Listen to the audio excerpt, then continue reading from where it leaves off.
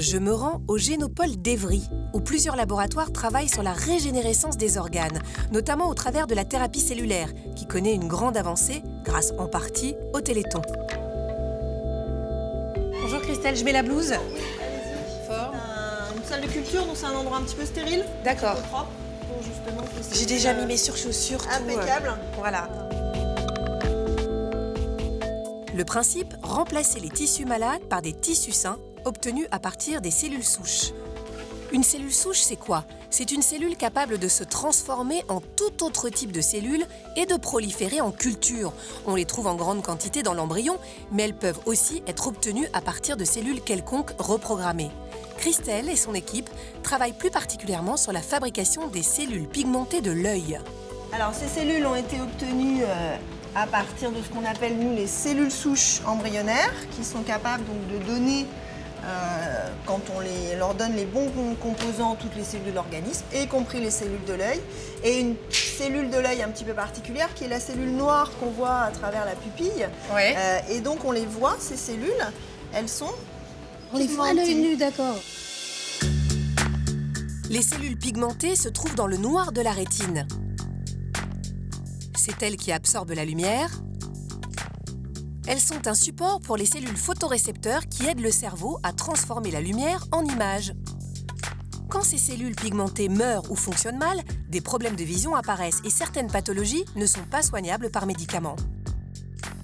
Aujourd'hui, les autres cellules de l'œil sont plus complexes à reproduire, mais un jour, dans le futur, on pourrait être capable de remplacer toutes les cellules malades. Donc, je vais vous les montrer. Alors pour ça, on utilise un microscope. Et donc voilà ce qu'on voit. Et ça, ce sont des cellules de l'épithélium pigmenté rétinien qu'on va utiliser en thérapie cellulaire. Et là, telles que les cellules sont mises là, elles sont prêtes à être injectées dans un œil qui en a besoin. Pas tout à fait. Je vous ai dit que c'était des cellules qui formaient des palissades. Et donc, on va les mettre en fait sur une sorte de feuille d'un bioconstituant, d'un constituant biologique, pour justement qu'elles puissent former cette palissade. Et on va greffer le feuillet sous l'œil, de façon à ce que les cellules elles soient directement à leur place et qu'elles puissent directement exercer leur fonction. Les essais cliniques sur cette thérapie cellulaire de l'œil doivent démarrer dans 2 ans. Aujourd'hui, des tests sont faits sur des animaux pour voir si l'acte est efficace et bien toléré. Raisonnablement, on peut se dire que vous avez été tellement rapide que dans 10 ans, on pourra peut-être rendre la vue quand même à des non-voyants. Dans 10 ans, on peut commencer à espérer à traiter certains patients par la thérapie cellulaire dans 10 ans. Mais c'est certains patients, certaines pathologies. Et puis petit à petit, on peut espérer que ça s'étende à l'ensemble des pathologies. Je suis en train de parler en fait au pire cauchemar des opticiens, quoi. C'est ça, vous êtes leur pire cauchemar. Pas tout à fait, parce qu'on ne traite pas exactement. Il y aura toujours des myopes et il y aura toujours des gens qui auront des problèmes et qui devront mettre des lunettes.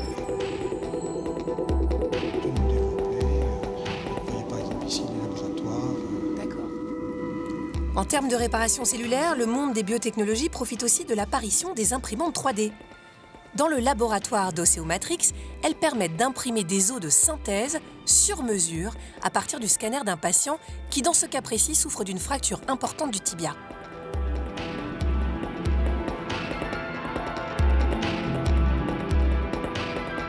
Qu'est-ce qu'on peut faire actuellement? Eh bien, on peut utiliser des greffons osseux.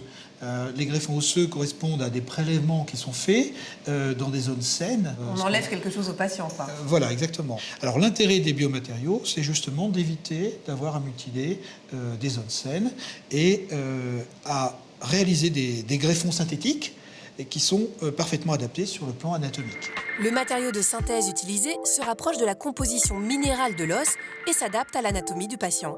L'implant ne devient pas l'os, il sert juste d'échafaudage. Composé de trous, il permet aux cellules de s'infiltrer et de fabriquer par-dessus de la vraie matière osseuse. Voilà, l'imprimante a fait son travail. Nous allons récupérer la pièce osseuse qui a été fabriquée. J'ai une petite émotion, moi, Didier, parce que j'ai moins l'habitude que vous, là, quand même. Vous verrez bien, la pièce est vraiment conforme à ce que vous avez pu voir à l'écran. Les morceaux s'emboîtent parfaitement avec l'os d'origine, comme dans un puzzle.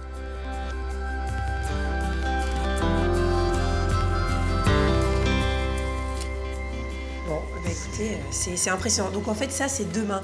Je me dis, c'est bien parce que moi, je serai une vieille maman pour mon fils, donc Peut-être qu'on pourra me remplacer quelques os dans 40 ans. Hein, ça va tellement vite, dans 40 ans, qu'est-ce qu'on peut imaginer?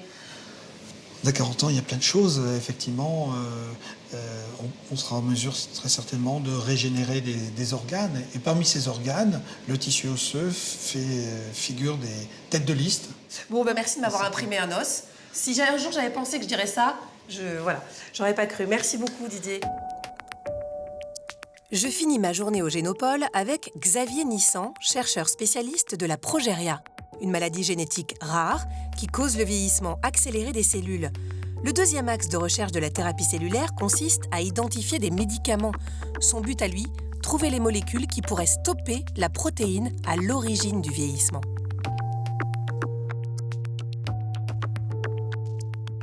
Vous avez identifié la protéine qui est responsable du vieillissement prématuré de la cellule, c'est ça? Alors exactement, la protéine qui induit ce vieillissement accéléré chez les patients, c'est la progérine. Et cette progérine que ces enfants développent de façon prématurée, de toute façon, nous, on la développe quand on vieillit, c'est le même type de protéine? C'est tout à fait ça. À partir de 50 ans, 50-60 ans, on se met à produire de la progérine dans à peu près toutes les cellules de notre corps. Et beaucoup pensent que c'est un des mécanismes, alors probablement pas le seul, mais c'est un des mécanismes qui participe au vieillissement physiologique. Alors moi, je vais la voir, la progérine, je peux? Oui, on peut la voir. C'est notre pire ennemi à tous, hein. Enfin surtout à toutes, on va dire. Oui, à nous aussi. Ouais, mais enfin, vous vieillissez mieux que nous, hein. Ça dépend des cas. On n'est pas tous égaux devant le vieillissement. C'est dans une salle obscure que je vois apparaître la progérine. Ce sont les parties les plus fluorescentes sur l'écran de gauche. À droite, cette même progérine est atténuée après qu'une molécule médicamenteuse découverte par l'équipe de Xavier a été injectée. L'idée maintenant, c'est de savoir si ça fonctionne chez l'homme. Et là, il y a encore plusieurs années de travail devant nous. Si jamais ça fonctionne, dans combien de temps est-ce qu'on pourra administrer cette molécule aux patients qui sont atteints de progéria? Alors, dans le cas très précisément de cette maladie, on est face à une course contre la montre. Ces patients vieillissent beaucoup trop vite et il faut absolument faire quelque chose pour les traiter.